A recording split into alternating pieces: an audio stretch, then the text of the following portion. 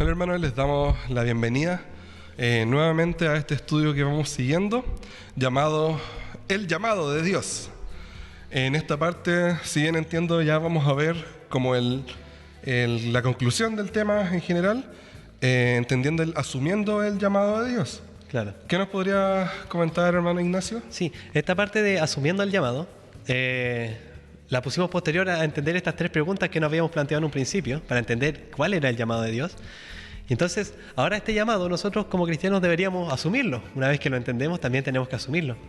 Y ahora en la parte 4 vamos a ver una parte teórica, algo que todos los cristianos deberían manejar en cierta medida, y ojalá bien profundo también, porque vamos a ver cosas que son netamente de nuestra labor como cristianos.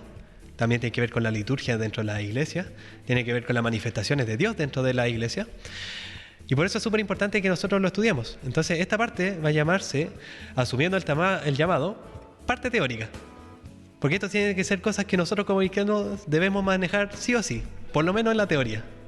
¿Amén?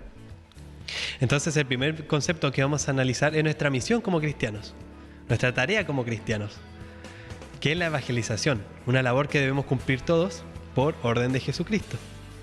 Joaquín, ¿puedes leer Mateo 28, del 18 al 20? Mateo dice así: y Jesús se acercó y les habló diciendo: toda potestad me es dada en el cielo y en la tierra.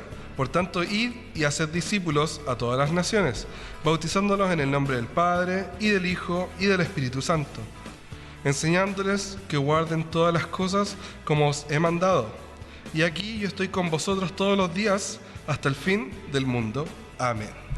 El mismo relato lo podemos encontrar en Marcos 16, del 14 al 18, que dice: finalmente se apareció a los 11 mismos, estando ellos sentados a la mesa, y les reprochó su incredulidad y dureza de corazón, porque no habían creído a los que le habían visto resucitado. Y les dijo: id por todo el mundo y predicad el evangelio a toda criatura.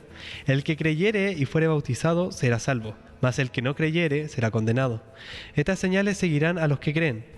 Y en mi nombre echarán fuera demonios, hablarán nuevas lenguas, tomarán en las manos serpientes, y si bebieren cosa mortífera no les hará daño.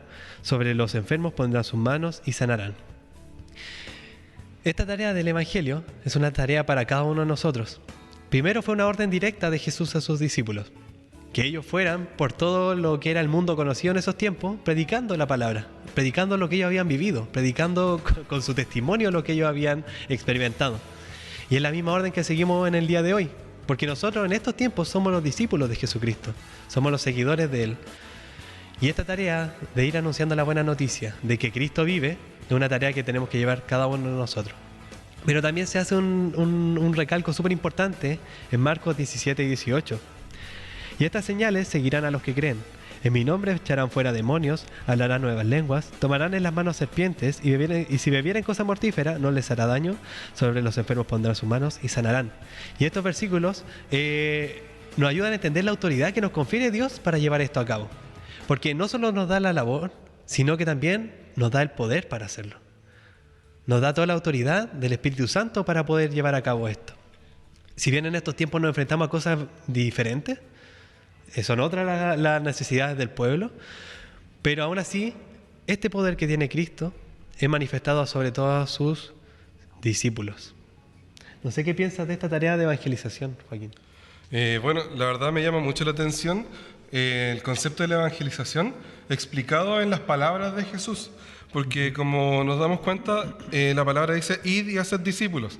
Ahí es como el primer dato freak que surge de esta parte, porque cuando entendemos esto, lo que está tratando de decir Jesús no es vayan específicamente a un lugar, por ejemplo, a una tribu en África, a un lugar de Asia, aquí mismo en Latinoamérica, sino que está diciendo, mientras ustedes van en ese camino, prediquen el Evangelio. Claro. Ese es el primer dato que me llama mucho la atención cuando leemos en la palabra del Señor.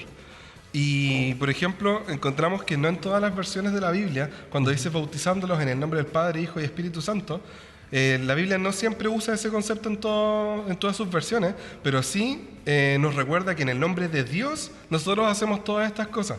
Que nos diga o no estas tres partes de la Trinidad o simplemente nombre a Dios. Y por último, el versículo 20 dice, enseñándoles que guarden todas las cosas que os he mandado. Y este versículo, también en otras versiones, se traduce como enseñándoles a obedecer.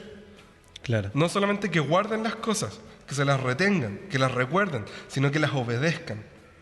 Entonces eso va hilado a ideas que yo creo que vas a compartir más adelante, que es el seguimiento que se hace a través de, ejemplo, un ministerio o un cargo dentro de la iglesia. Entonces la palabra no es simplemente escupan un mensaje, es integral.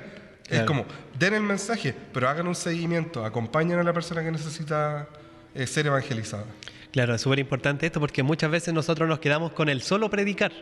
Pero también hay parte, como decía Joaquín, del discipulado, del acompañamiento a los que se van incorporando por primera vez, quizá al que llega a la iglesia por primera vez, al que no conoce nada del Evangelio, algún hermano que pueda acompañarlo en este proceso, que pueda responderle las dudas, que pueda mostrarle, oye, esto pasa porque tal cosa, que pueda explicarle de manera clara no solo los conceptos de la fe, sino que también el por qué estamos haciendo las cosas.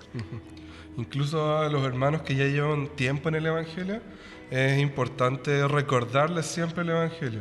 Y por eso existen las iglesias, para evangelizarnos día a día, para que nosotros cuando salgamos vayamos a compartir este mensaje al salir de las cuatro paredes de la iglesia, digamos así. Claro, por eso es súper importante que entendamos también cuál es el mensaje, que es lo que también estudiamos en las primeras partes de este estudio. El segundo concepto que vamos a estudiar ahora es el ministerio. ¿Cuál es el objetivo de los ministerios dentro de la iglesia? Como podemos verlo a la luz de la palabra, son unificar, ordenar y administrar la iglesia. Cosas súper importantes porque tiene que ver con un manejo equilibrado de las labores dentro de la iglesia. Y también rescatar lo que dice 1 Corintios 12:5. Hay diversidad de ministerios, pero el Señor es el mismo. Independiente de la labor que nosotros podamos tener dentro de la iglesia, independiente del cargo que nosotros podamos tener, tanto el portero, como el pastor, como el corista, o como el que hace el aseo, su Señor es el mismo. Cada uno está sirviendo al Señor en la labor que fueron encomendados. Y la idea de estos ministerios dentro de la iglesia es velar por la unidad del cuerpo, de manera ordenada, y administrar todo esto bajo los parámetros que el mismo Cristo dejó, que podemos encontrar en su palabra, como por ejemplo en Efesios 4, del 11 al 16. Dice así en Efesios: y él mismo constituyó a unos apóstoles, a otros profetas, a otros evangelistas, a otros pastores y maestros, a fin de perfeccionar a los santos para la obra del ministerio, para la edificación del cuerpo de Cristo, hasta que todos lleguemos a la unidad de la fe y del conocimiento del Hijo de Dios, a un varón perfecto a la medida de la estatura de la plenitud de Cristo, para que ya no seamos niños fluctuantes, llevados por doquiera a todo viento de doctrina, por estratagema de hombre que para engañar emplean con astucia las artimañas del error, sino que siguiendo la verdad en amor, crezcamos en todo en aquel que es la cabeza, esto es Cristo, de quien todo el cuerpo, bien concertado y unido entre sí por todas las coyunturas que se ayudan mutuamente, según la actividad propia de cada miembro, reciba su crecimiento para ir edificándose en amor. Y son súper importantes estos versículos que acaba de leer Joaquín, porque si bien se mencionan un sinfín de labores espirituales, el objetivo de toda esta es unificar el cuerpo de Cristo y crecer unánimes como iglesia. No que un hermano crezca más que otro, no que el que conoce poco no reciba ese conocimiento, sino que como iglesia crezcamos de manera uniforme. Y que también la iglesia tiene que mantenerse firme ante cualquier doctrina de hombre que pueda manifestarse dentro de la iglesia, porque también es súper importante que van a llegar personas a la iglesia a confundir a la iglesia. Y por eso es importante que si todos crecemos unánimes, todos vamos a tener el conocimiento para no ser confundidos por todos estos vientos de doctrina y cosas que pueden confundirnos como iglesia. No sé qué piensas de esto, Joaquín, o qué conceptos tienes tú sobre el ministerio, o cuáles son las funciones que podrían llevarse. Sí, bien, me llama mucho la atención el concepto del ministerio, entendiéndolo en su base. Cuando se instituye distintos ministerios, todos estos son con el afán de servir a otros, Claro. en distintas funciones. Los maestros para enseñar, y como veíamos siempre había gente que cumplía funciones. A los diáconos se les instituye para servir las mesas de la gente que estaba más desposeída. Claro. Entonces a veces tendemos a cometer el error de mirar los ministerios como categorías.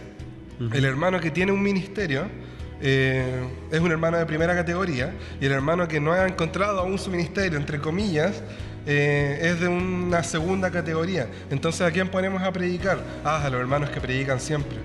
Pero no sabemos si es que los otros hermanos o necesitan más apoyo en lo que es el estudio bíblico, necesitan más herramientas para estudiar, o simplemente quizás ya tienen preparadas predicaciones, pero no se les ha dado la oportunidad para compartir del Evangelio. Claro. Y es algo que nosotros deberíamos entender, que el ministro, el que tiene un ministerio, es el que más sirve, no el que tiene el rango más alto, llamémoslo así. Claro. Así mismo en la palabra, cuando se busca personas para servir, se buscaron personas llenas del Espíritu Santo. Para una labor que quizá, no, pero uno puede decir servir es fácil, pero la misma palabra nos muestra que buscaron personas llenas del Espíritu Santo, para que puedan llevar esto a cabo, como Cristo quería. Y es súper importante esto de estudiar los ministerios, porque muchas veces se presta para confusión. De repente las figuras de los pastores se manifiestan como personas inalcanzables, y no tiene que ser así. Todos estamos bajo la cabeza que es Cristo, y somos todos parte de un mismo cuerpo. Y como nos muestra la palabra, todo este cuerpo tiene que crecer de manera uniforme. El siguiente concepto que vamos a estudiar van a ser los dones. ¿Y cuáles son el objetivo de estos dones? Muchas veces lo malinterpretamos, pero el objetivo inicial de esto, el objetivo específico de esto, es para edificar la iglesia, para mostrar el poder de Dios dentro de la iglesia. ¿Qué es lo que nos dice Marcos capítulo 16, versículos 17 y 18?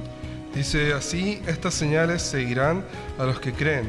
En mi nombre echarán fuera demonios, hablarán nuevas lenguas, tomarán en las manos serpientes, y si bebieren cosa mortífera no les hará daño. Sobre los enfermos pondrán sus manos y sanarán. Aquí se nos muestra el poder y la autoridad que nos confiere Dios. ¿Pero a qué? Con el fin de glorificar el reino de Dios y edificar la iglesia. Y aquí es súper importante entender que nosotros no somos los que usamos, o podríamos decirlo, tenemos el poder para llevar los dones, sino que es el mismo Dios el que se manifiesta por medio de nosotros. Nosotros no somos especial a otro hermano por tener un don, sino que somos llamados a servir con ese don. En 1 Corintios 12, vamos a leer algunos versículos que nos ayudan a entender esto. Ahora bien, hay diversidad de dones, pero el Espíritu es el mismo. Y hay diversidad de operaciones, pero Dios, que hace todas estas cosas en todos, es el mismo.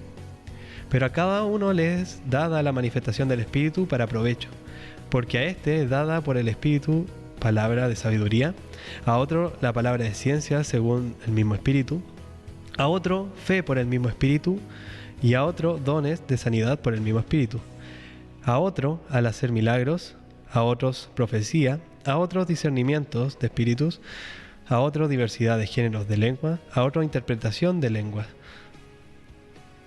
Pero todas estas cosas las hace uno, y el mismo Espíritu, repartiendo a cada uno en particular como Él quiere.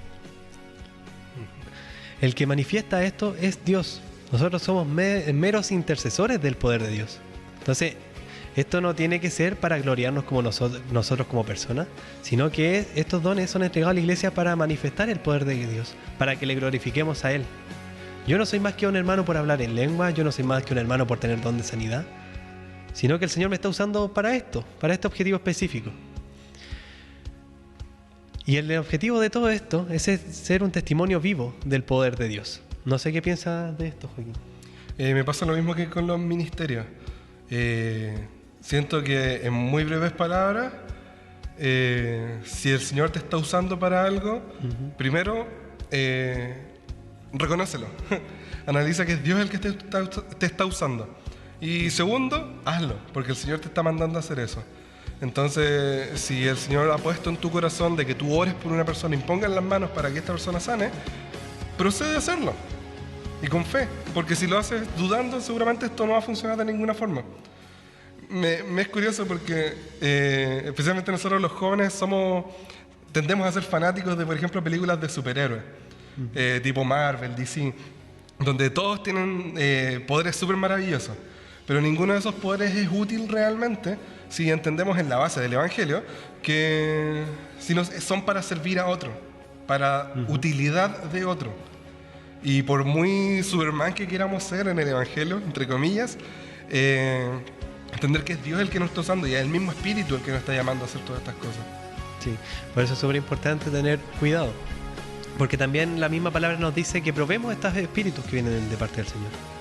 Que tengamos también la capacidad de discernir cuando las cosas son de Dios y cuando son cosas de hombre. Y eso tenemos que estar atentos cada uno de nosotros como cristianos. Tenemos que entender que esto es para edificar la iglesia.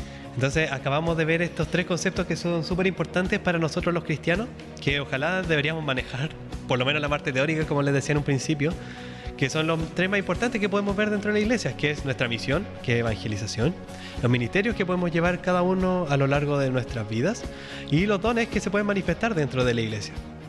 Y esto es súper importante para asumir el llamado, pero de una parte teórica.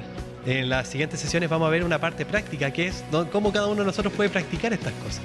¿Ya? No sé qué piensa Joaquín para finalizar. Que como dije en el capítulo anterior, me parece demasiado interesante este tema y cómo está siendo planteado. Con esto nos estaríamos despidiendo. ¿Algo más que decir? No, solo que el Señor les bendiga. Que el Señor les bendiga. Entonces nos estaríamos viendo en la próxima y última sesión con la parte práctica de asumiendo el llamado. Que el Señor les bendiga.